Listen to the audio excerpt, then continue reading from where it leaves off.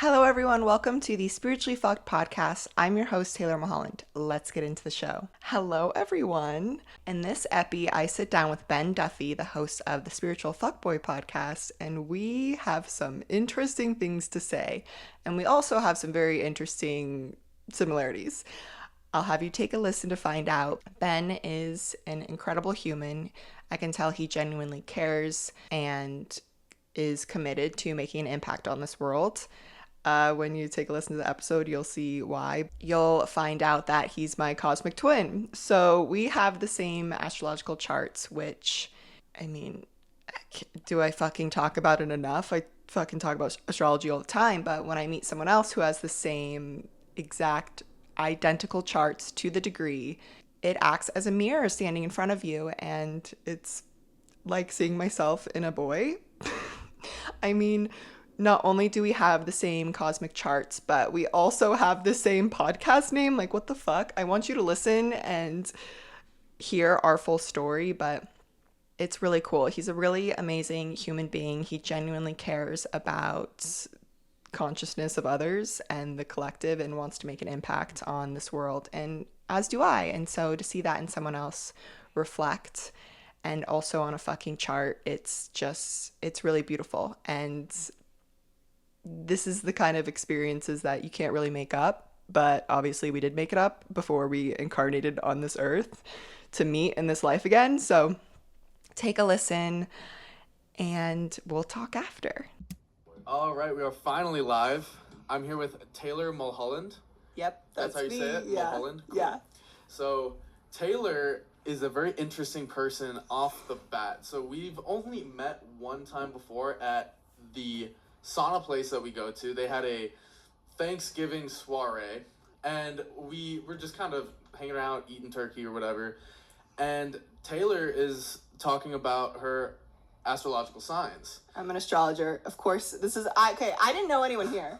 So I had to open up that I'm an astrologer and let everyone know who I am. At Ember and Ice. Yeah. Okay, gotcha. That's how it came up. So she's talking about signs, and she's saying, yep, I'm a Taurus sun, Aries moon, Cancer rising. And I was just sitting there eating some turkey, and I was like, wait, what the fuck? I watched you throw your fork.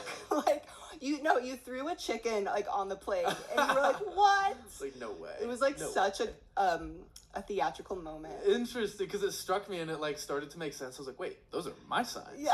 And so I was like, wait, when were you born? So Taylor was born on the exact same day, same year as me, May 14th, 1996.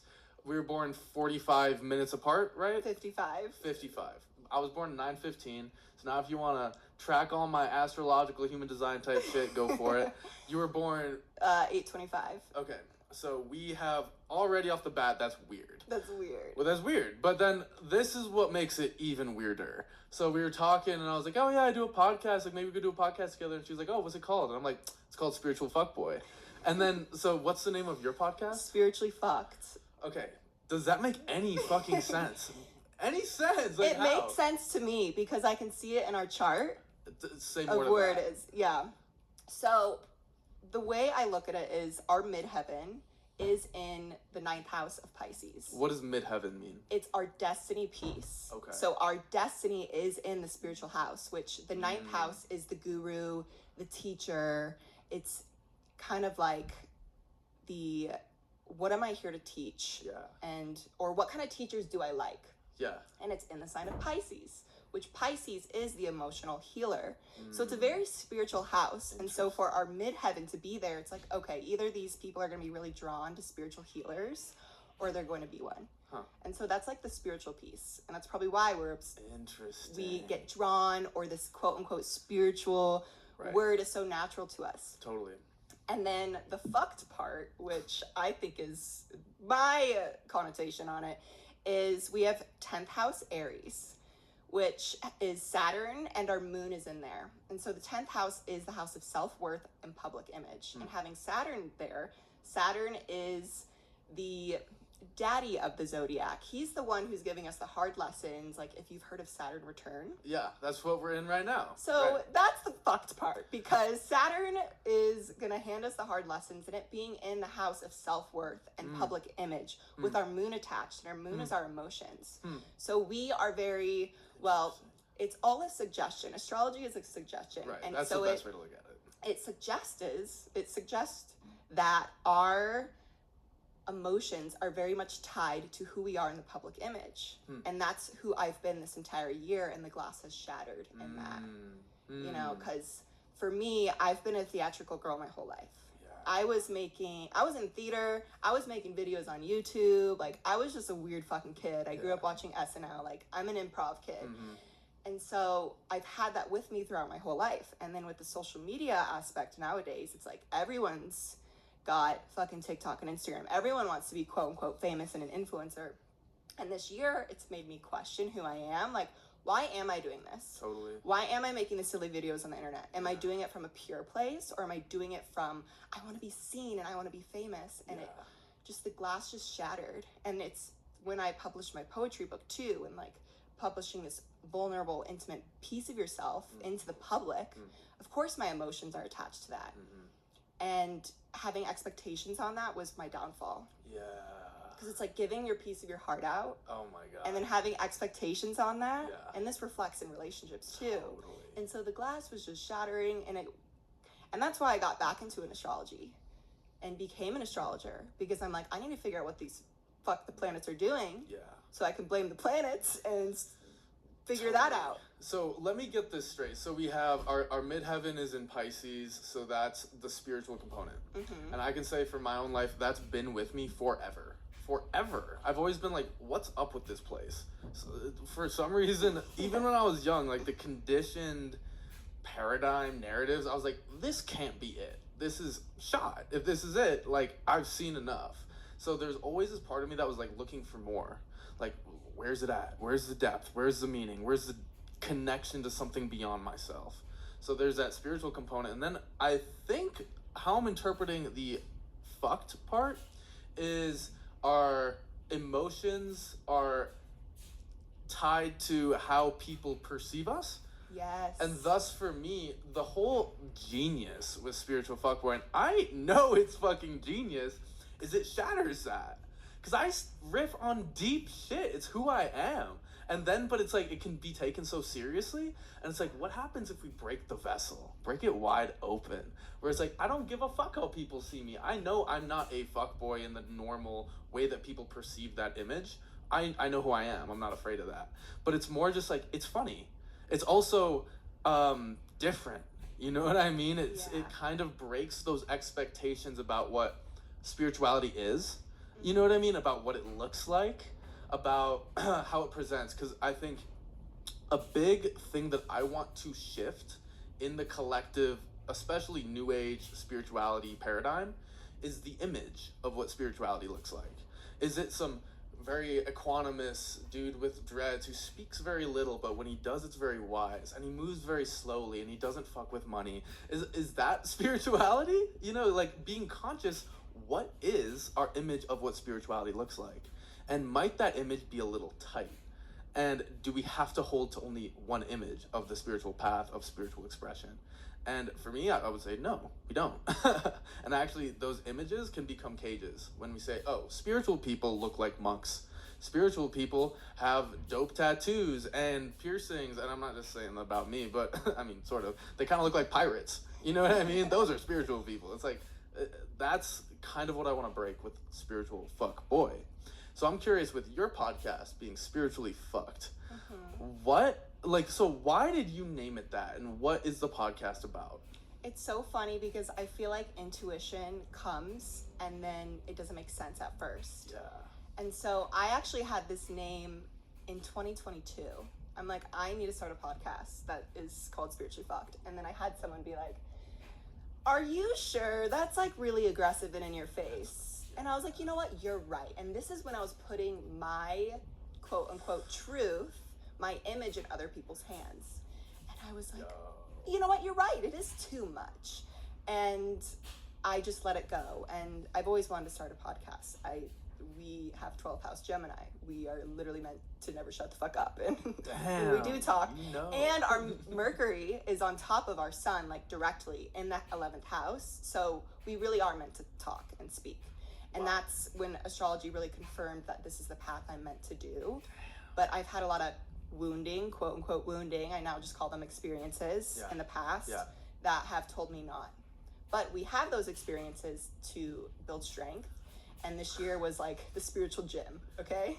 Can I just say, before you keep going, we are like identical. Everything that you're saying. Literally, my homies were like, you can't name it Spiritual Fuckboy. Because I was making like YouTube videos before I found the studio. And they were like, dude, you can't call it Spiritual Fuckboy. I was like, bro, it's genius. And they're like, nah. And I was like, all right, fine. So I named it something else. And then I came back to the name.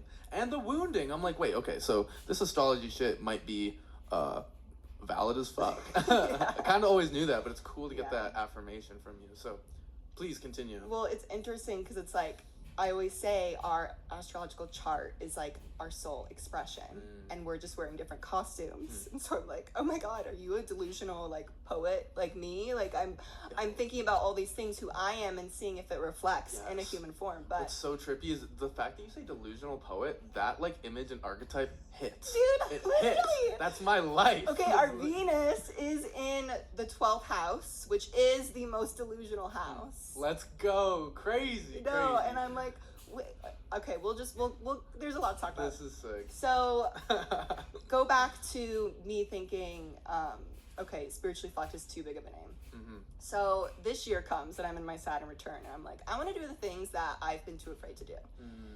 And I actually was casted on a reality show. Oh, wait, bro, you're blowing my mind. People keep hitting me up to be on a reality. Are you kidding? What reality show was it? Vanderpump Villa. I don't know any of them. I'm just curious. Okay, well, it would have been, they really missed out because I would have been great on it because you would have been great. I would have been a house cleaner, which that's literally what I do. I'm a woman. I'm great at cleaning. Like, I would have killed it. But I got uncasted because of my background check. What? What was your background check? Oh, I was talking about, like, anti-vax, like, talking about ayahuasca. Like, they didn't want that girl on it. Too woke. And that's the thing, is, like, I was like, what the fuck? Like, this is the best blessing. But I thought, again, our chart were meant to be publicly seen. I thought this was my in. Yeah. And so I'm really proud of myself. I wasn't attached too much to that outcome. I was like, if it happens, it happens. And it was happening, and then it didn't happen. And I was like, wait, this is funny as fuck. I'm like, I'm going to do my podcast now and call it Spiritually Fucked. And I just feel like this year with all the performative spiritual people, like performative spiritualism has been the word of like why I'm doing what I'm doing, because that's out there. And it's great because when you see a stunning influencer fucking blowing sage and doing breath work, it kind of makes you want to do it. So it draws people in. But the spaces they're holding are so toxic because it's so dogmatic and so one way or the other. And it's breaking the image of that and being like, okay, what is spirituality? Does anyone know? Can anyone even really say what it is? What even is truth? Is there a truth, period? Or is it our own individual little lenses? Like, I don't know. Or could it be both and maybe neither? And maybe just what you make it. You know? It's everything and nothing. Yeah, could truth be what we make it? So the whole notion of these spiritual influencers, they do the sage, they say the right things, they talk about gratitude. You're like, oh, that looks right. That looks like, my image of what spirituality looks like. Let me follow that. But then there's something about the inauthenticity, the performative nature, and the masks, which in my mind, why are we trying to wear masks? And when I say we, I mean the ego, the self that thinks it needs to perform in order to be accepted by a certain community, aka textbook ego shit. And what is the ego but a mentally constructed image of who we are?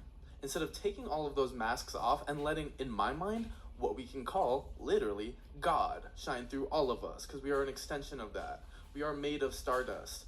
We are the mountains and the rivers. There's no separation in everything that we are. We don't need masks. We don't need to prove that we're spiritual. Everything in existence is quote-unquote spiritual. Because in my mind, how could it not? How could it not be? It's coming from the source of creation. So what you're pointing to is fucking genius. I want to say thank you for the work that you're doing.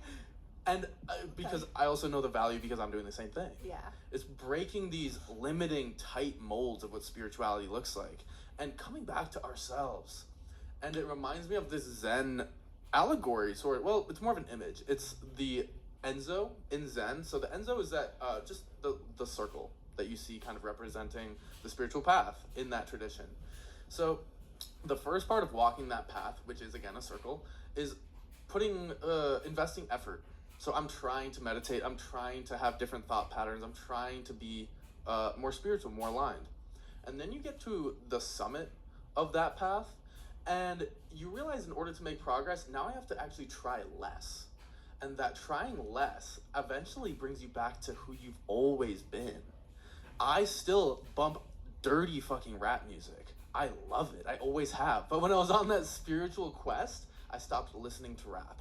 And that's like the big, like, really just kind of going through the finish line for me. It was like, wait, I can recognize that Young Dolph and Lil Baby are still expressions of God. Really? And when I see it like that, there's like a reverence in the dirty rap music. So it's, that's been my sort of quest through this weird spiritual labyrinth. And I think that the work that you're doing is necessary because it provides people with more openness. So I'm curious, what inspired you specifically to start poking fun at cringy spirituality? Well, it started through a silly nature, which was making fun of, like, well, not making fun. I'm making fun of myself. Mm-hmm. Let me make that clear. Boom. I drink cacao. Okay, I drink cacao. I fuck with cacao like all the time. I made a reel of me making fun of people who fuck with cacao. Like I'm making fun of myself because for me, the most spiritual thing you can do is just to be a human. Yeah. My greatest form of therapy, I think, is watching The Office.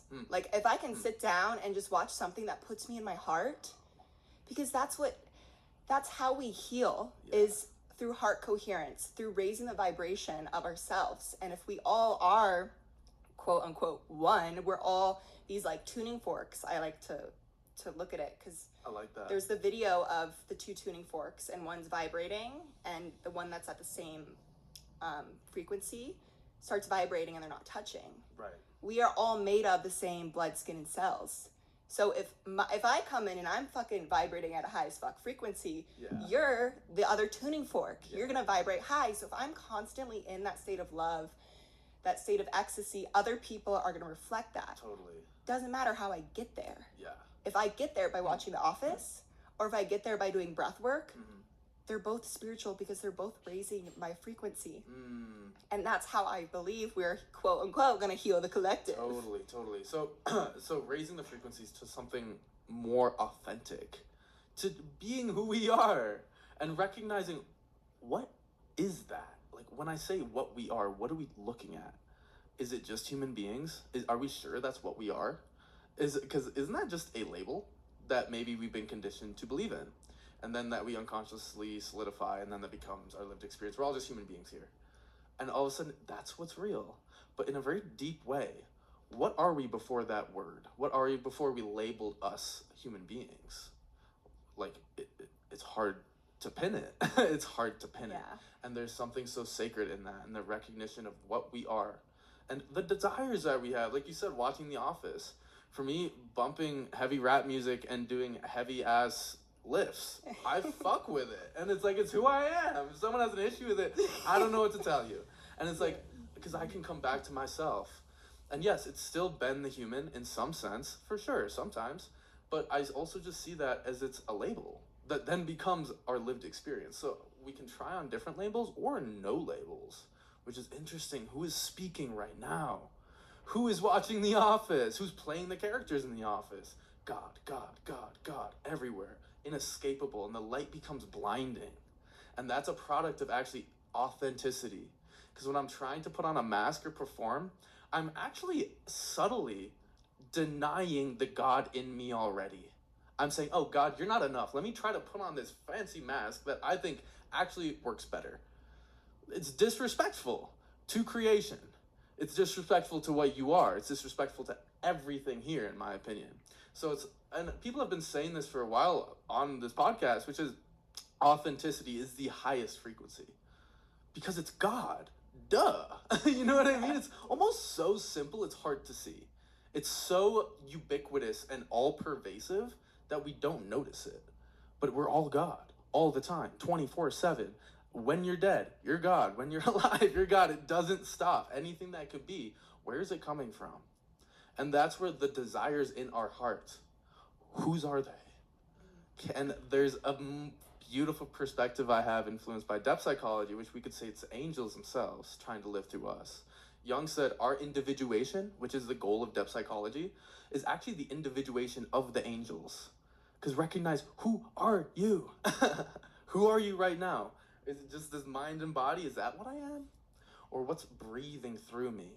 What is living through me? What's speaking through my voice, seeing through my eyes? What is that thing? And there's something, again, this is what I try to teach people, is it's bringing you back to yourself and who you've always been. And with me, the name Spiritual Fuckboy, like there's so many different angles on that title, and people either love it or hate it. And you know, it is what it is. Triggers. It is though, which is so interesting. And but so Spiritual Fuckboy, it's funny you say it's their own triggers, because my homie was just on here actually, and he was talking about like that fuckboy archetype, especially if you're in the spiritual community, you don't like it, you push it away, and actually you fragment your being. Because I would say most men have or have had this fuckboy archetype somewhere in their psyche, and the more you push it away, the more you repress it, the more it turns into an obsession, and it creates the separation. You fragment your being. And that's the fucked part, is everyone saying my spirituality is right and yours is wrong. You are creating the separation. And this is, listen people, I could go off on this. Everyone's talking about like religion these days, okay? And they're saying what yours is demonized. I'm going to demonize you, but mine is right. And what is that doing? It's creating the separation. You are literally putting politics on something quote unquote sacred, but because we have this I'm right and you're wrong dogma, it's creating the separation. And how that's not how we lift the frequency. And when you mentioned the mask, I thought of myself, because I had cystic acne for literally like 10 years, like cystic. It was so bad. And that was my physical manifestation of the mask I was wearing. Whoa. And it came from not wanting to be abandoned. And I was abandoning myself by acting like someone else so other people wouldn't abandon me. But at the end of the day, because we are all just a mirror, I'm abandoning myself, so people are going to abandon me regardless. So if I'm acting like someone else, if I'm acting fake, if I'm being inauthentic, people are still going to leave me because I'm abandoning myself. And this has been this whole year, I'm just like, oh my God. And I'm learning all this because I fuck with Carl Jung too. We love him. It's because I'm going back to alchemy. We are, like, life is an alchemical process. We don't need to, well, listen, it's good to read a book, okay? You can read a book, you can listen to a podcast. I hope you listen to podcasts, but you don't need it. You just need to return to yourself and let the natural process of life shift instead of always trying to like, oh, I got a reflection today. How can I nail this on the head and figure it out? Because I realize, and my friend mentioned this, she's like, my therapist told me that I am trying to heal it instead of feel it. And I'm like, oh, what if instead of trying to heal the trigger right away, like, oh, why am I triggered? Is it because I have an abandonment issue that my dad left and blah, blah, blah? Or what if I just felt what it feels like right now and let that natural alchemical process shift through? Because it's like the circle thing. It's just returning back to nature, which we are. Our bodies are the earth. We are the elements. It's returning back to ourselves and stripping the layers that we even need healing. You are fucking killing it right now. I love this. It's like looking in the mirror. I'm like, get it, go. Sick. Thank you for saying all that. That's so trippy to me. Again, you abandon yourself in all those ways where you're looking for somebody to save you. And then you get the acne, you get this mask, you get the abandonment. That's so fucking trippy. And then again, like you're saying, coming back to ourselves and recognizing, again, what that is in a non-conceptual way. It just feels right. Just be with ourselves. And so much of this path is so simple. It's come back to your experience. So simple. It's like, it's so simple that people don't get it. It's like it's who you've always been. It's what's already always been coming through you. If it's grief, if it's pain, if it's lack, if it's fear, it's all okay. It's another face of God, and I don't mean that in a conceptual way. Feel into it. Where is it coming from? Who is feeling it? And it's a part of the beauty of this place. I think in the West, so much fuck shit has gone down due to the pathologization. Is that the fucking word? Pathologizing pain. Pathologizing pain means we make it something wrong. Pain is wrong. Suffering is wrong. Here, you need a prescription? We can write you that. You need Xanax? What you need? Perkies? Like, we got all that for you. The pathologization, I think that's the fucking word, of pain. We're gonna roll with it. It puts like a kink in the hose of life, of creation. Recognizing there's actually a value and a necessity in pain. And the more that we resist pain, the more it haunts us. So there's an equation I always reference that is our experience of suffering, subjective suffering, is equivalent to the pain we feel multiplied by how much we choose to resist that pain. So the more that we push away pain, aka resist it, the more we're actually subtly amplifying our experience of suffering. Where if I can hold my own grief, my own rejection, my own feeling of abandonment, hold it close like a little baby, and hold it with care. Don't push it away. That is the process of healing, where those difficult experiences, in my mind, can give you the message that they're trying to give you. Because you can look at emotions as messengers. What is this trying to tell me? It's Hermes saying something to you. And like, can we honor that God of grief? And I love the take that grief is how we honor that which we loved when it leaves. And in a world of ever-flowing impermanence, everything will leave us. It's okay. It's just a recognition. It's how things work here. And the question is, how deeply are you willing to love? Knowing that things are going to leave you. And knowing that the grief is a part of it. And for me, when I've gone through like absolutely torturous breakups, like, yeah, I'm like handicapped with grief, basically. Like I can barely speak with people. I'm just shook for a while. And coming out of those breakups, you start to like love that. At least me, I start to love that feeling of heartbreak, where I'll throw on some sad music and like drive through the mountains and kind of cry, and it feels fucking amazing. Because you're human and you're meant to feel. Yeah. Dude, I get through this. I go through like yearnings. I'm like, wait, this book I wrote was through that pain. And look at the gift and look at the beauty, and that's where art comes from. And it's transmuting. Art is an alchemical process. And to shame me for making a silly video about joking about like my dad, and people were constantly shaming, saying, you're projecting. And I'm like, but am I? Or am I taking this pain and transmuting it? I'm like, you don't know the relationship I had with my dad. He was the best. Wow. But because it's perceived through everyone's own eyes, and how they're attached to their own father's relationship, they're putting those projections on me. And so I stopped doing comedy for a little bit. What? You're naturally a comedy. Thank you. But because I was putting my craft in other people's hands. Oh. And again, it was like returning back to my chart, my astrological chart. And I want to mention this because you said everything is so simple. You can't monetize simple. No, and that's why everyone's selling their fucking course, their heartbreak course. That's the spiritual fucked part. They're putting it in containers and saying, you need this to heal. Yeah. Do you? And listen, people, I am a mentor. I do sell things. But you just have to, and this is where the thing that I am struggling with is I want to come from an authentic place. And I don't want to be like the other people trying to monetize it. Like, oh, you need this. I'm like, you don't need my healing, okay? If you feel called, if you feel drawn to me, like, you can pay me. Like, you can cut me a check. Yeah. And I was putting so much pressure on my passions. Like, I'm a very passionate person. Like, I want to help people, period. That's why I came here.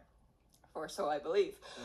But I was putting so much pressure on that to take care of me and to, like, build security in my life. And so there's this really wish-washy place for people who do want to help people but don't want to work a 9-to-5 job. Yeah. And it's like, well, how are they doing it? How are they making 7 figures? By being fucking throwing sage around and blowing smoke up everyone's asses. I'm like, how are they doing it? And so that's like the really hard part that I'm personally struggling with right now in my life, where I want to take care of myself, like, but I haven't been able to sustainabilize my craft, my art. Yeah. I hear you, and I mean, I do the same thing. I mean, I don't actively sell stuff, so I'm a therapist, so I guess I sell therapy dealer out here. I also sell like one-on-one coaching things, but it's so interesting. Like, I fuck with James Hillman a lot. Do you know who James Hillman is? So he's a depth psychologist, died like a decade ago, but he really asked this question: what is the point of psychotherapy? Like, genuinely, what are we doing here? Because are we trying to have people escape the pain, escape the suffering? Is that the point? Because from a depth psychology angle, we need suffering. The soul will get it some way or another. It will take us there, inevitably. So what's the goal of psychotherapy? And for me, it's like support. You're helping people. And I think also it's so interesting because you're like a mirror. I don't want to sell snake oil. I've seen that shit all over the place. You don't want to be an Etsy witch? Dude. I mean, Etsy witches make some sick candles. Yeah. But like, if I'm selling something and I'm charging people for it, it better be good. It better be a banger. And I'm in the process of creating that banger, and it feels so good because it's it's stuff that blows my mind. Even as I'm reviewing it to present it and teach it, I've realized that's how I'm learning this stuff more deeply. And this is the profundity of emptiness in the Buddhist path, which is the crux that opens you up to nirvana. When that sinks, about the emptiness of mind, emptiness of self, real emptiness of self, emptiness of world, what's left? Again, nothing. And we notice that we're filling the world with things. We're flavoring it with relationships. We're flavoring it with interpretations, with solidified experiences of self, aka what I am. If I say I'm Ben the human, or an angel, or none of the above, those are stories. Those are all stories. They all have different impacts. And we get caught in solidifying one of these stories. Oh, I'm Ben the human because everyone else seems to be humans around here, so I guess that just checks out.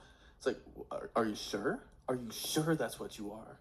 And how do you know? What's the ontological, epistemological status of that belief? So ontology is the study of being, what's real, what's going on right now.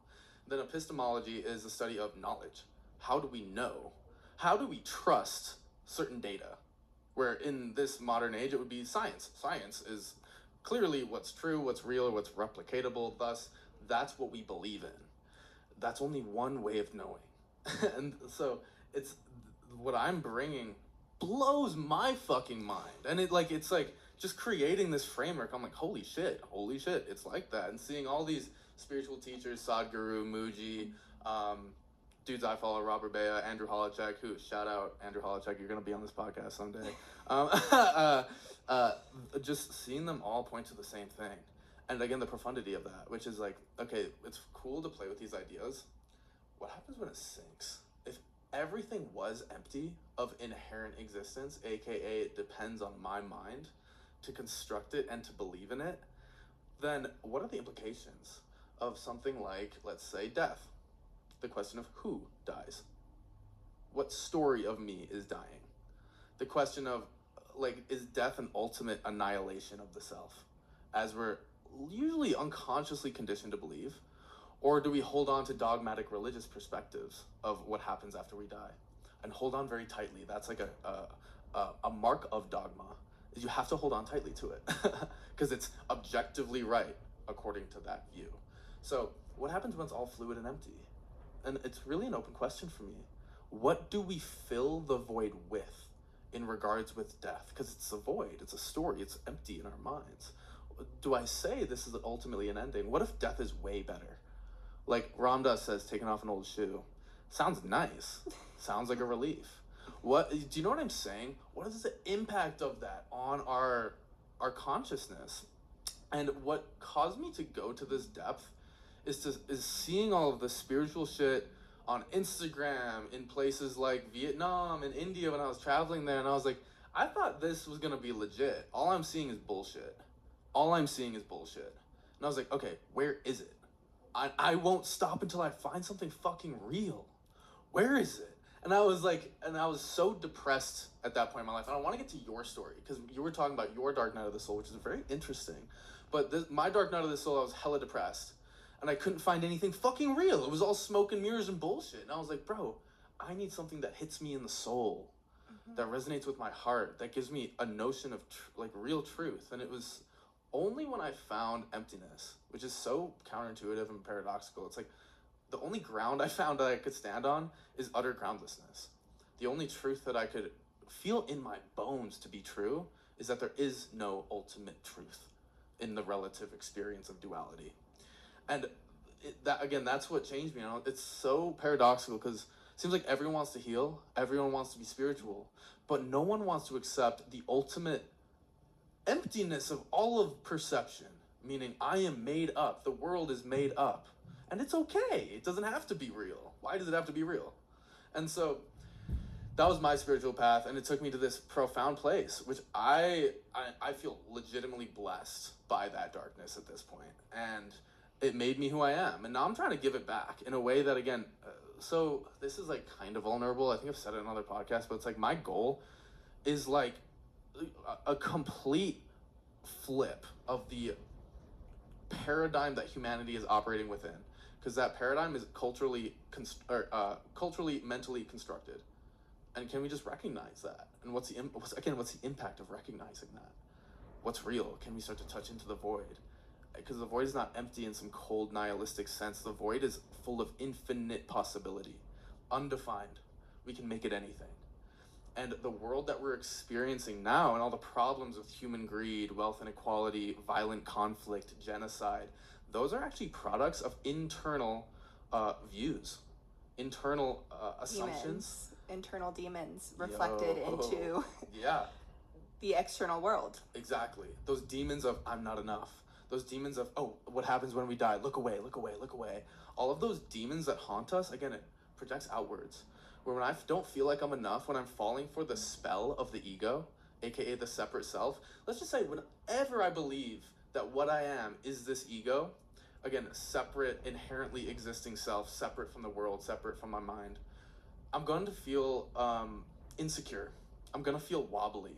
Is this really who I am? Am I good enough? I just don't know.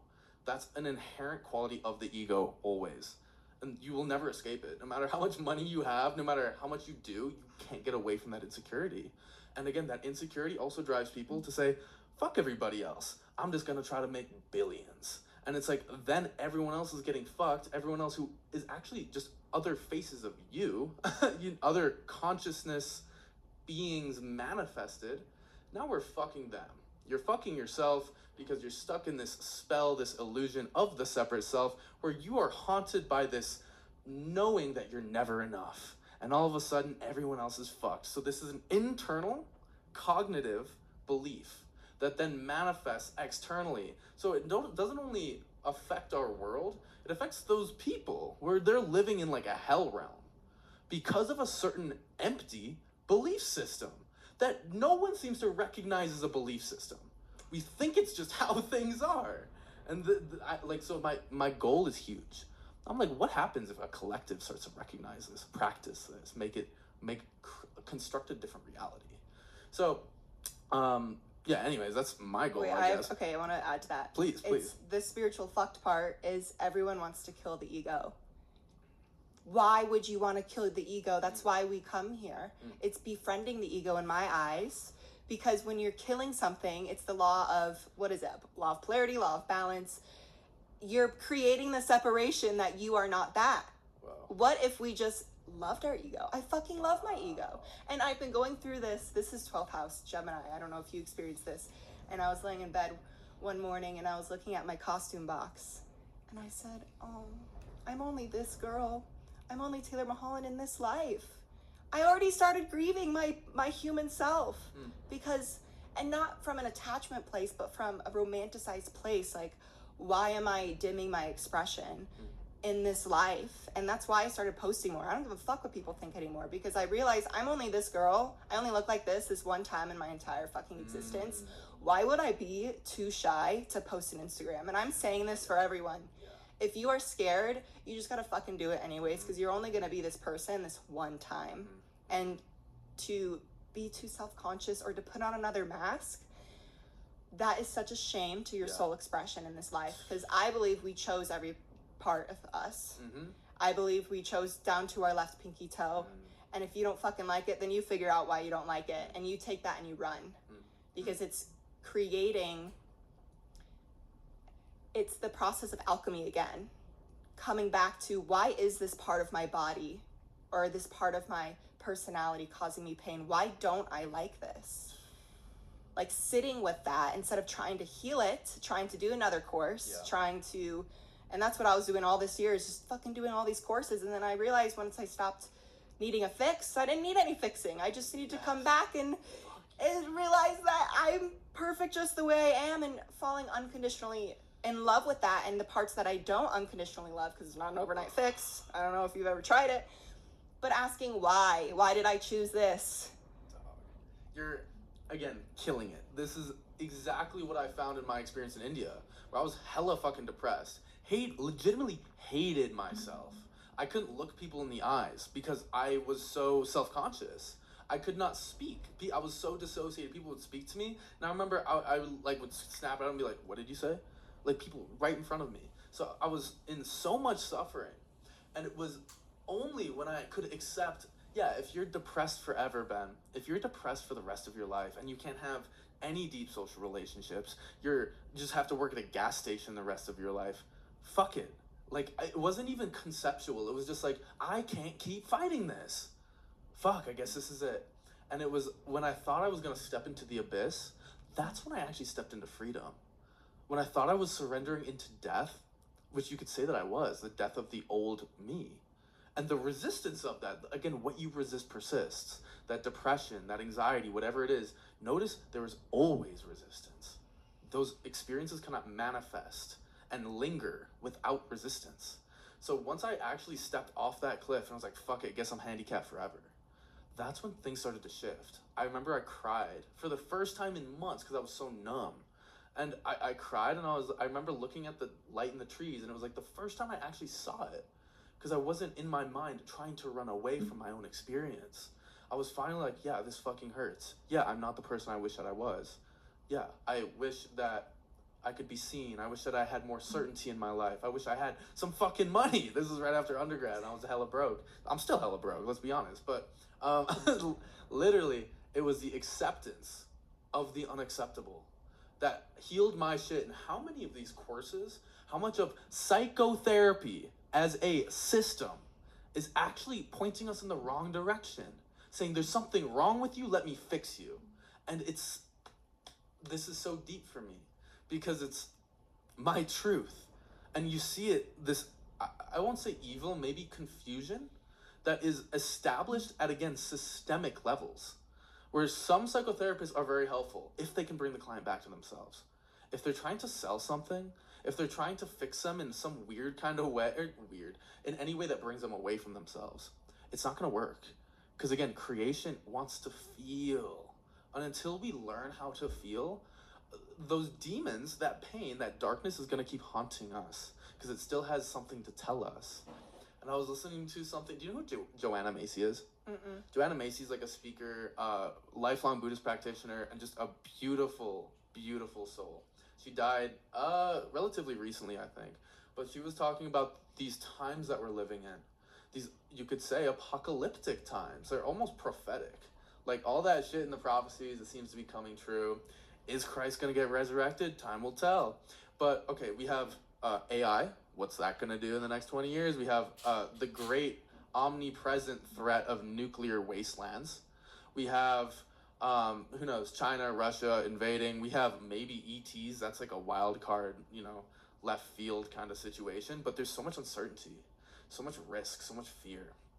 And she was talking about, in this age, we need to learn the necessary skill of looking at that fear, looking at that pain. She was talking about being a grandmother and being honest about the world with her grandkids. And she's like crying giving this speech because she's like, it's breaking my heart. And if we don't allow our hearts to break, damn, this is so deep. If we don't allow our hearts to break, shit's gonna keep getting worse. And I keep seeing it and I'm like, maybe the bombs actually have to fall for people's hearts actually to break. Because we have social media, we have video games, we have porn, alcohol, drugs, anything to take you away from the pain in your heart. And actually, it's that pain that needs to break your heart open to the beauty of creation, because pain and beauty come together. And the more we reject that, the more this place is going to get more and more hellish. And it's so beautiful to me. And that's again the product of my dark night of the soul, of being completely broken wide fucking open. Now I can't close this heart in a lasting, permanent kind of way, and I feel so blessed for that. And I want to bring that to you. Obviously, you can riff on that. I'm sure you can riff on that for a minute. But I am curious about your dark night of the soul, because you spoke a little bit about it, and I think it's really interesting. Yeah, I feel our dark nights of the soul, or things that are really going to change us, show up in the sections of our life that we prioritize the most. So for you, it sounds like you prioritize your mind the most. So it happened in your mind. Yeah. For me, it happened in my body, because I chose to prioritize my body most in my life, because I don't know, I'm here to be a human. Like, that's the point. So it happened throughout my whole entire life, but it really started to catch my attention, because that's what these things that happen to us do. They catch our attention when we're drifting off and we're doing too much social media, or we're doing too much external things, when we're too lost, which if you feel lost right now, it's just coming back to yourself. Right. It's like a merry-go-round. Like, you just got to go to the center instead of spinning outward. Trying to grab, like, that's okay. This year has just been me on a carousel going all the way around, and I'm trying to grab everything outside of myself to bring me back home, but I just needed to go into the center to stop spinning. My mind works in metaphors. Bars, so does mine. That's sick. I love that image. Okay, so anyways, back to me being in menopause at 22. So I went through a very physical dark night of the soul, and I was 22 years old. I didn't have a period for 8 years, which I could, okay, here's another thing, is I could blame a lot of fucking things outside of myself. I could blame the vaccine I got when I was 12. I could blame the food I ate growing up, but really, I am taking radical responsibility for, I manifested this in my body, and, you know, it was rooted in trauma, and holding on to that trauma, because when you hold on to shit, it just manifests in your body. And for me at 22 was the breaking point. Literally, my foot broke, my left foot. And if you're into metaphysical injuries, it was my last two, pinky toe and whatever the ring finger toe, they broke. And it was on my left side. So if you look at your body in a masculine, feminine, it was like my water toe on my feminine side. My foot broke. And that was the glass shattering of my feminine awakening, because my ovaries were dead inside of me. The doctors told me that for the rest of my life, I'm going to have to be on drugs at 22. So you got your period for a period of time? And then it stopped when you were 14. Yeah, so when I got it for, I don't know, like a year, and then I was like, I want to be on birth control, because everyone's on birth control in high school. And so I went on that for like a month, or no, it was like 8 months. Okay, so I went on birth control, and then I stopped birth control, because obviously, like, it's not great. It's not great. It's not great. This is not the podcast for that, but I stopped it, and then I never got a period again. And so I'm going to doctors. I'm like, where's my period? And the doctors are like, here's birth control. You'll get your period back. And then obviously I'm like, I'm not going to do that. But at 22, I break my foot, and that was my dark night, I guess you could say. So what did the doctors say to you this whole time? They just said, oh, it will come. You could do progesterone. For you could 8 do years? Yes, like this is the Western medicine. I walk in and they have money signs on their eyes. Like, how can we get this girl on as much drugs as she can? So my foot broke, and my bones were not healing. After I was in a stint for 6 weeks, and they're like, your bones, for 6 weeks, they were like, your bones are supposed to be 75% healed. By now, they're 25%. I'm 22. I'm like supposed to be in my prime. I go, something's not right here. And so I went on the hormones, and a year later goes by. there's that movie or that book called like Fat, Sick, and Nearly Dead. That was me. I looked disgusting. And everyone's gonna say, oh, Taylor, you're beautiful no matter what. Well, bitch, I didn't feel beautiful. Yeah. I felt like ass, okay? I felt horrible.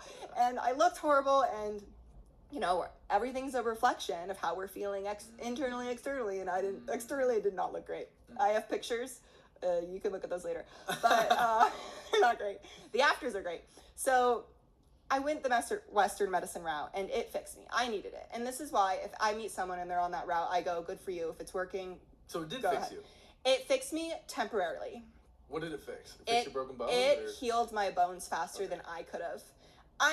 My bones are not healing. I could take as much marshmallow root in the world, and they're not going to heal. Like, I needed estrogen. Okay, I'll just spill what I was on. I was on estrogen, progesterone, testosterone, spironolactone for my acne, which was a physical mask that I was wearing, and 2 thyroid medications. So the hormones were all... yeah, and I did not look great. And there came a point where I was like, I need to stop this. And so my goal was to go sit with ayahuasca. And that was a calling. It wasn't because everyone around me was doing it. No one around me was doing it. It was a calling. I felt I needed to go there, but you can't sit when you're on all those things. So I just set the intention out there. I'm going to do this. How old were you? 22. And so weird, because later, like that year, I met someone who was in yoga teacher training, to go teach at ayahuasca retreats. She became my best friend. Anyways, a year goes by, and I go and I sit, so it's like I had that calling, I set the intention, and then it came to me I didn't have to think. It fell into my lap. And that's how you know when things are meant for you, is when they fall into your lap. And so within this time, I met my spirit doctor, who I still work with to this day. And he has taught me so much about returning back to the body and healing through natural medicine. And so through him, I weaned off. I said, bye-bye Western doctors, never seeing you again. And I weaned off myself, which they'll probably tell you not to do or you're going to die. But I did it myself. And then I did, you know, herbalism, like Chinese medicine, fucking moxa, like acupuncture. Like, I did everything. I've tried every single healing modality until something resonated with my body.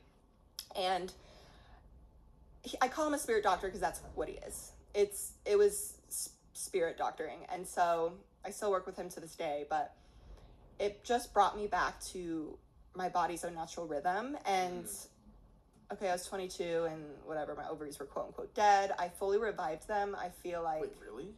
Yes. So you reversed the 22-year-old menopause? I reversed everything that the doctors told me I couldn't. And crazy. It's like nothing ever happened. That's crazy. It's like nothing ever happened. It's so weird how healing works. By 25, I was having my own cycle back, and I was wet. I was a wet. And what do you mean when you say that? My ovaries were working, my sex drive was up, and I was back in my natural state after 3 years of hell. Do you think birth control triggered that whole thing? You could blame a lot of things. I believe that we become matches to things like that. So when you say that? Because you meet people and they've been on birth control for 6 years and they go off it and they're completely fine. And it's because they were not a match to that. I was a perfect match for birth control to fuck me up because I had a lot of wounding, quote unquote wounding, past experiences that were related to my womb. Like the feminine archetype in my body was already at a low. So taking something like birth control or getting a vaccine when I was 12, that is for HPV, the ovarian cancer one, I was a match for that to make me quote unquote not work. Damn. Right? But I know a lot of girls who got that and nothing was wrong with them because they don't probably have any generational wounding. I'm curious about those wounds. And I want to also say you are one of the most legitimately spiritual people I've met. Oh, thank you. And I've met a lot of like spiritual people. Like, you're tapped in. You've tried all these things. You found what works. And it's, so just breathtaking to see you. Thank you. I'm saying that because I want to have more conversations with you. You're also a really trippy mirror of myself, which is so interesting. And that's why I want to touch on those wounds. Because I have deep mommy wounds. Not just mommy wounds, but just wounds with the feminine. Okay, it's in our fucking chart, dude. Can you say more to that? It's, so from what I remember, we have, I believe, our 4th house is in Scorpio, which our 4th house is yes, okay, so our 4th house is in Scorpio, and that's where Pluto lives, and Pluto is the planet of death and rebirth. It is hell. Sick. Pluto, but here's the thing, Pluto is death and rebirth, so it's the rebirth. Praise. And the 4th house is the house of the mother. What? It is the ancestral. This is why everyone needs a chart read. Holy shit. Plug me in, baby. Yeah.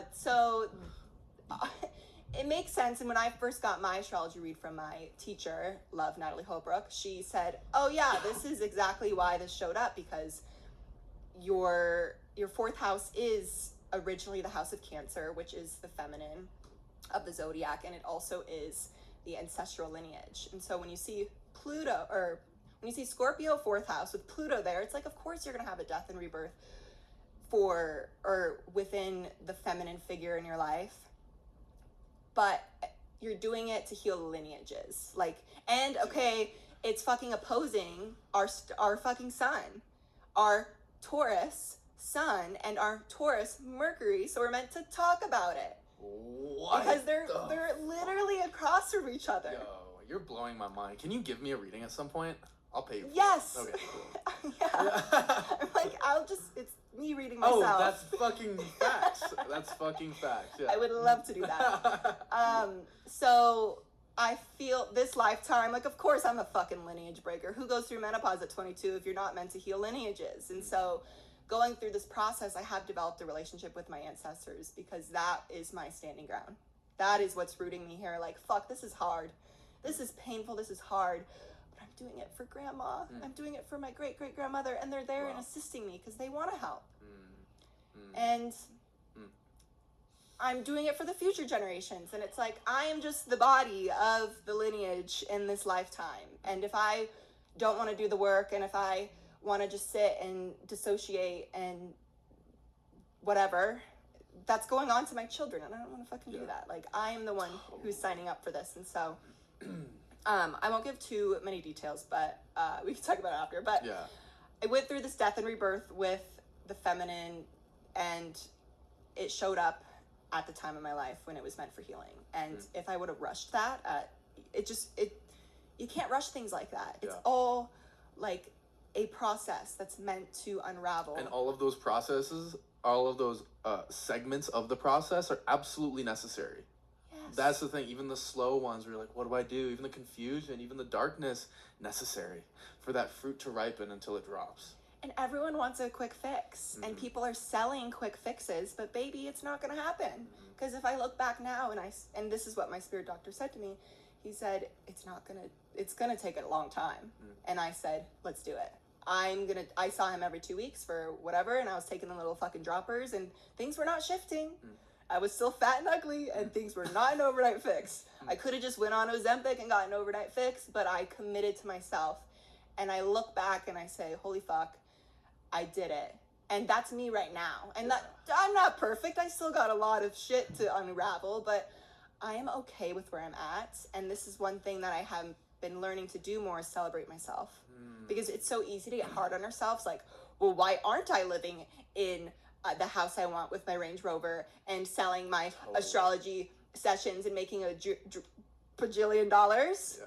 And I'm going to take a course that's going to get me there because I'm a human and I want to grasp these human things, because these human things are telling me that my soul pull is worthy. And I've come the past month, I think literally the past month, I've just had this whole going back to sleep. It's almost like this awakening, but it's like, what do we need to wake up from? Aren't we just in a dream? That's a great question. Isn't this just a dream that we just get to create? That's interesting. Well, interestingly, the word Buddha actually means the awakened one. So the question is, what did he awake out of? And it's what's interesting is it's the dream of what we call reification. This is how Andrew Holacek presents it, and it checks out to me. So reification is the solidification of abstract conceptual things. So aka everything that we experience, if we actually reduce it to its essence, it's an abstract conceptual thing. And yet we solidify and say, this is just how things are. This is how the world is. This is how I am. Forgetting that we are making it that way. We are co-creating it. So the Buddha woke up from basically having the world given to him. And when I say that, I mean, oh, I'm just experiencing the world as it is. And recognizing, oh, we are co-creating this in profound ways. And according to Buddhism, I won't get too deep into it, but even the experience of materiality is actually fabricated with very subtle mechanisms of mind. So that's my goal, is let's wake people out of the dream that, again, life is just handed to them. Because if you pay close attention, we are creating experiences based on our interpretations, what we choose to believe, our relationship to experiences, aka pain and suffering. When I look at pain as if it's something objectively wrong, I am flavoring it with more pain, with more fear, with more aversion and resistance. And if I can view pain from a different lens, which is pain has a place, pain is okay, pain is a face of Hermes, a messenger god. When I can honor it like that, I am flavoring pain with something very different, where what I see, what I experience in my body and externally shifts as a result of shifting the way that I'm choosing to see it. So, I mean, anyways, that's the dream that we can wake up from if we want. And I don't think it's necessary for everybody, because I think creation, it's so beautiful in all of its expressions, and some people want to stay asleep. And who are they? It's God. Let them sleep. I'm just offering this path. If we want to wake up, there is a path. This is the, crux of Buddhism, the Four Noble Truths. There is suffering exists, and there's a cause of it. Well, suffering exists, number one. Number two, there's a cause of our suffering. There's reasons we suffer. Number three is there's a way to end suffering, which is profound. If that actually sinks, wait, there's a way to end suffering. For real? Yes, for real. And then there's a path we can walk to end that suffering.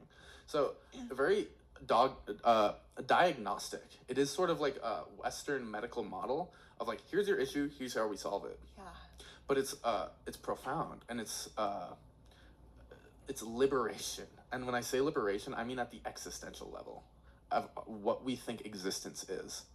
That's the liberation that we're pointing towards. Not the liberation of self, not the liberation of some spiritual path. It's the recognition that all of these spiritual paths are actually constructed. There's no ultimate end goal. There never was. We make it. And then we walk that path. And we think, oh, there's an ultimate end goal here. Interestingly, in my mind, because the ego craves somewhere to rest. The ego craves that. The soul doesn't give a fuck. The soul's here to check shit out, to fuck shit up. I mean, maybe not necessarily. Everyone's soul is different. And the thing is, can we be honest with what my soul wants? Because it's all spiritual. If some people want to live in, a very materialistic world and just go to Disneyland 3 times with their family and call it a life, beautiful. That's part of the poetry, part of the theater that creation is trying to live through that. For me, when I really examined myself deeply, and I will say basically what I am is a process of deep, rigorous, brutal self-examination. What am I? What's real? What do I do here? Legitimately, all these tough questions to ask, and just really spending a lot of time with that, and really getting introduced with who I am. And who I am, what I've found, is void. You can't find it. You can't find it. It's like, am I this mind, this body? Am I this personality? Where did that personality come from? Oh, my experiences. So am I them? Those experiences? Or am I my parents? Or what made them? Am I their parents? Where does it stop? Who am I? You can't pin it. And at that point, you can let go of trying to be the quote-unquote real you, and you can just let a fucking rip, recognizing no matter who I am, no matter what ego I choose to wear, they're all gonna be equally made up. Every single one of them. So you can stop trying to find the real one, and you can just let a rip, and that's fucking freedom. That's freedom of self, and that's why I'm rocking with this spiritual fuckboy thing, because I think it's fucking hilarious. And the question is, what does freedom look like when I don't give a fuck? When I'm just letting, again, soul, spirit, God, whatever you want to call it, flow through me. How do I act? And what's I think, hard to grasp for so many people is that there are no wrong answers. And then you get this sort of paralysis that comes from that paradox of choice. Fuck, Dude, what do I am wanna the most do? indecisive person in my entire life. I'm close. I might rival you with that indecision. Like, it's bad. 'Cause it's thinking that there is a wrong decision. I know, dude. For me, it was like after this Playgirl thing, I was like, I'm gonna start an OnlyFans, and just talking to some people, I was like, dude, I'll make crazy cake on OnlyFans. And I was like, no, I can't do it. And I was like, I gotta do it. I'm like, nah, I'm not doing it. And then I was like, all right, I'm gonna sign the contract with the management company. And I signed the contract. I send them all the photos, and I'm like, I'm not doing this shit. Fuck no, I'm not doing it. I'm not doing it. So I just back forth, because it's like I can see the pros and cons of all of it. Would it be nice to be making like $15K a month off selling dick pics? Yeah, that'd be sick. But also the energetic exchange of that, where I was like, dude, I'm gonna be the guy that gets up and takes dick pics even when I'm like not feeling it. Bro, fuck that. That's not your boy. I don't care that much. Especially like, it's one thing if it's all like a bunch of like chicks. It's mostly dudes. It is. Nah, I'm not about it. Like, sorry. So I guess we're just swimming in this, like money's not super tight, but it's like, could I use 15K a month? Yeah, for fucking sure. So I'm at this point of, that's just one example of the indecisions in my life. Yeah, it's like, what's the exchange? Totally. And it brought me, because I was like, cognitively in my mind, I was like, it kind of fits the Spiritual Fuckboy brand. Like, it is like, a lot of freedom, but it's like, it was like, if I could just like sell dick pics and not have to take them. But I'm like, even that little act of having to take dick pics, like, I'll take dick pics and send them to people for free. You know what I mean? But the fact that I'm doing that for money, it just feels gross. And it reminds me of one of the, in the Eightfold Path, aka the way to get to the end of suffering in Buddhism, one of the folds, I guess you would say, is what they call a right livelihood. So actually, if you're killing people to make money, if you're ripping people off, if you're stealing things to make a living, you're never going to find that wholeness. You're never going to find, nirvana, because that's a necessary component of it, is finding a right livelihood, a way to contribute something valuable. And it's so funny. My homie's like, bro, like, look at what you say. Look at the way you impact people. Why the fuck would you do OnlyFans? And I had to get that reflection from some people I really respect. Yeah. To be like, yeah, facts. I was like, what am I doing? Those are the mirrors reflecting like that true part of you. Yeah. Yes, my soul. And that's the thing, like Spiritual Fuckboy, it's sort of, you could call it, interestingly, like a mask, but also everything that we've ever worn is a mask. Character. Exactly, just like everybody else. But the thing is with me, it's like, I know it's a character. And I know everyone else is also just a character. And again, there's so much freedom in that. But yeah, no, again, I really am thankful for those mirrors, because it brought me back to this tender part of myself. This part of me that was so lost, that was so, that didn't know what to do, didn't have good role models in some ways, just lost. That really tender part of me of like, I just want to be liked. I just want to have enough. I just want to feel okay. Like that tender part of me, which is still there. And that pain, that darkness, that confusion, it opened me up to so much kindness. Because I needed it for myself. I would be fucked without it. And that kindness now overflows onto other people. Mm-hmm. Because I was forced to learn, how do I learn to love this being that I kind of hate? Because otherwise it gets really dark and really painful really fast. And so that's like, again, I think the benefit of those dark nights of the soul, that darkness, it opens you up. It opens you up to kindness, where so many of the most like transformatively kind people you meet, and like it makes an impact on you about how gentle, kind, connected they are. Those people, I would make a guess, have experienced across the board some deep pain, some really deep pain that's broken them open, forced them to be kind. Because that's how we learn. It's like innovation is a product of necessity. And I think it's true. And that's true in all of us, forcing ourselves to learn, how do I be kind? Yeah, and it's you have to sit with that pain for it to transmute and for it to alchemize. Mm-hmm. And you meet these people that are so bitter and so, like, F life, you did me wrong life. And it's because they haven't sat with their pain fully, because they were showed, or they think that they need to shove it aside. Mm-hmm. It's not welcome. Mm-hmm. They grew up in an environment where that pain wasn't welcomed, and so they're bitter towards life now because they haven't been able to sit with it. And I have so much sympathy for those people because I've been there, and I was there until I stopped taking life so seriously. That's another thing about spiritually fucked. The most spiritual thing you can do is just to be a human and to not take life so seriously. Life is serious. There are things to take seriously, but it doesn't have to be serious. It doesn't have to be. That's one lens, that's one story we have. And life all of a sudden becomes this really solid thing. And it's like, well, let's break the tension a little bit. Because remember, it's just a dream. It's just a story. Let it flow. Give it some levity. And yeah, I think that's a big part of Spiritual Fuckboy too, is the humor.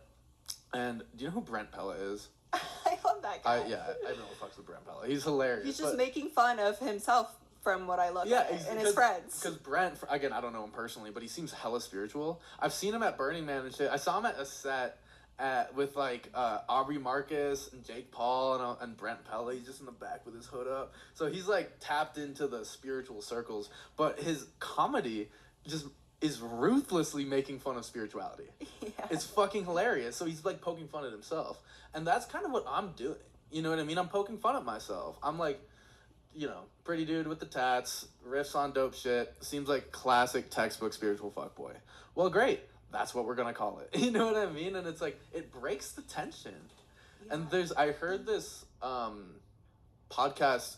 Do you know the Emerald podcast? Mm-mm. Oh, you would. I have a lot of homework after this. You would love. I'm gonna send you the Emerald podcast. So it's really deep. This dude Josh Shree, so poetic. He just has the most poetic, artistic takes on these deep spiritual topics. But he talks about the need of humor and how some cultures would have like not just like a gesture, but a need to break the ice before very intense rituals. Because otherwise it's like, can I take this seriously? I don't know. Like, it's kind of goofy. It puts pressure. Like, exactly. It's like in church, like, I mean, I've only been to church a few times, but I hear the metaphor of like, someone farts in church and everyone's like, what do we do right now? It's kind of, someone just laugh. It's hilarious. So you have that metaphorical fart in church and it breaks the tension where now you can actually be receptive to the depth, the profundity, and to the reverence that's coming our way. And in those spiritual contexts. And that's what I see. A lot of people that give me feedback about Spiritual Fuckboy is not the name. Are you sure that's the brand you want? And I think a lot of those spiritual folks, the effort with a lot of these masks is the cultivation of what I would generally call reverence. And the cultivation of an experience of divinity, which I think comes through reverence. But for me, that reverence, it feels fake a lot of the time when I'm in these containers, and you can feel it. Again, like, you know, we all have energy. So when it's fake reverence, it's got a different signature than a real reverence. When someone's like praying and it hits you in the soul and you're like, damn. Like, I've given prayers where I'm like, damn, I feel like I'm a channel, literally. And then there are other prayers that I've also given and heard others give where it's like, it's more mental, more heady, more constructed intentionally. And there's a different signature to that. So I think I want to be able to do both. To break the tension with the humor, whatever, with being authentic. And then also we have that need for the cultivation, the active construction of reverence, of divinity, of gods. And this is really deep and I'm sure hits people in a weird way. But from my view, from the emptiness view, gods and the lack thereof are actually constructed. And we need to pray to them for them to be real. If we want them to touch our lives, touch our energy body, bless us, then we need to pray to them. Otherwise, there's nothing there. This is how we're co-creating a world every time. Choosing to pray to Shiva, Shakti, Yahweh, Christ, whatever, it makes them more real and you can feel that. And then these beings, when you call on them, they are literally more real. And this is because we are the creators. As above, so below. We are simultaneously God in entirety and completely separate from God, where I am not that. They are clearly beyond me. And this is the beauty of emptiness. It's actually both. And in a very deep way, neither. Because it's all going to be fabricated, relative, dualistic experience, which is always fabricated. So I don't know if that makes sense, but that's like, it does make sense. Yeah. Hell yeah. Yeah, and that's where devotion comes in, like altars. Yes. Like, I dress my altar every day because... Are you good? Oh. Yeah. because that's my devotion. And it reflects devotion not only to my ancestors or to whoever I have my altar for. Yeah. It's devotion to myself, and it's ritual. Totally. And I feel like my mind was going, I'm like, I have so many things to say, and so many things to add it's on. like that sometimes. But it's like the construction of gods. And it's so trippy to me. I'm just gonna keep riffing for a little. Yeah. And we have to finish up in a little bit because I have a client. I'm sure that there's more people coming in. But for me, when we are constructing gods, again, we choose to either make a world full of gods, or if we buy into the atheistic view, which again I don't recommend, you create a world where there are no gods, and you're in this flat, lifeless place. And it's so trippy to me because these gods that we create, whether they're, the Hindu pantheon of gods, the archangels, whatever it is, they're archetypes.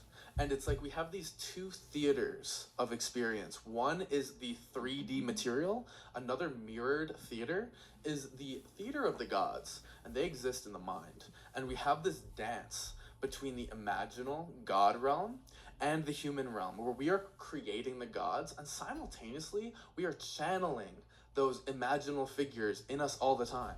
Hercules, Hermes, Aphrodite, those are just Greek gods. But we are always channeling these archetypes consciously and unconsciously. So the gods create us, and we are actually also creating the gods. It blows my fucking mind to say that, but it's really how it works. Yeah, and to tell someone that that's not true is creating the separation. And that's where I'm trying to strip the layers, or like bridge the gap of just saying different strokes for different folks. Amen, like as simple exactly. as that is, like just let people live. Yeah. And you can preach and be yourself and be who you are, but the problem with the spirituality out there is saying that you are wrong and I'm right, let me fix you. And that's where my spiritual fucked comes from. Beautiful. And you talk about you being a spiritual fuckboy. That's you right now, authentically, and living through that. And that can change at any moment, as I can change at any moment. I could be, I don't know, I could go get a 9-to-5 job tomorrow and get a vaccine, and that's great. That's who I choose to be. But who I am right now is by my choice. Yeah. And my word for this year was confidence. And for next year, again, intuition speaks before logic makes sense. The word I quote unquote channeled or got to me was loyalty. And I thought, well, that's weird. Isn't loyalty being loyal to other people? Like, am I gonna like bow to others and be loyal to my friends? And then I was like, oh no, I'm gonna be loyal to myself. Yeah. Because I spent this whole entire time stripping the layers of who I thought I had to be for others to like me. Yeah. And I finally am at a place where I am confident in my own truth, whatever that truth is in the moment. It could change tomorrow, but being loyal to that. And that's what loyalty means to me. And that's kind of why that word chose me almost, because I'm like, oh, I need to be loyal to myself. That's heat. Devoted, devotion. And I think that like loyalty and confidence, loyalty to self and self-confidence, they come together. You cannot have self-confidence and not be loyal to who you are and what you are.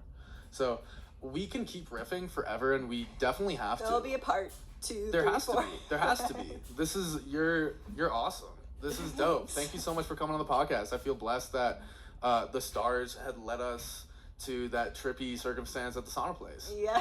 And now we get to have these fucking crazy conversations. That's life, man, and you can't plan for that. That's the thing, is you can't. It falls in your lap. You can't make shit up, okay? Exactly. You can't. Well, you can't make shit up. But, sometimes yeah. you make shit up. But anyways, but it is true. Like those destined things kind of do fall in your lap in weird, trippy, angelic kind of ways. So, Taylor, do you want to shout out yourself? Shout out your social. Shout out whatever you do. Instagram, Taylor Mulholland. And then I have a website, sadflowerswritten.com. That's where you can find my poetry book. I do astrology readings. And I do many things. I wear many hats. I'm a very silly girl, but that's what I do. And she's hella spiritual. And yeah. And you have the podcast Spiritually Fucked. Oh yeah, I have a podcast. Let's see. Oh, I do combo. If you're in sick. Boulder, I do one-on-one combo sessions. I'll do combo with you. Dude, combo. I've never done it. Oh my god, it's amazing. Talk about pain. Take Pain me there. Take me there. And then I do hands-on body work, tobacco hopping. I do all of it. Let's go. So let's go. That's who I am. Yes, the hella spiritual Fucks podcast host, and I am the host of Spiritual Fuck Boy, Benjamin Arthur Duffy, Esquire. Just kidding. Anyways, that's it. Thanks for listening. Okay, bye. Bye. So guys, how'd you like it? Also, I want to just correct myself. So in the interview, I mentioned our Pluto placements.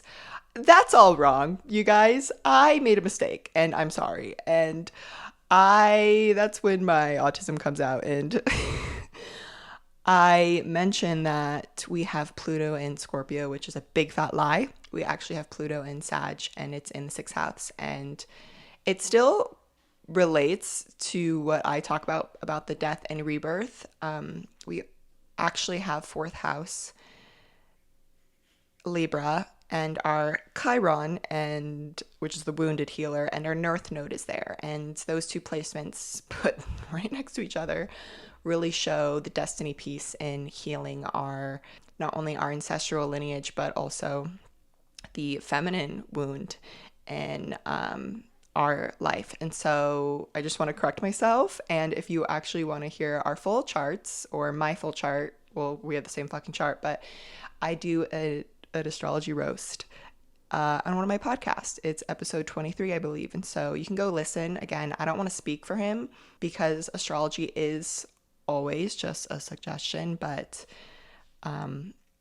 it's a roast of my chart. I'm not going to say it's a roast of his chart because it's not. It's a roast of my chart. So if you want to go hear more about that 4th house placement, you can go to that podcast. And the Pluto thing still is opposing our Sun and Mercury because it is in the house of Sag. And anyways, I'm talking too much, but I did make a mistake and I'm sorry. Please forgive me.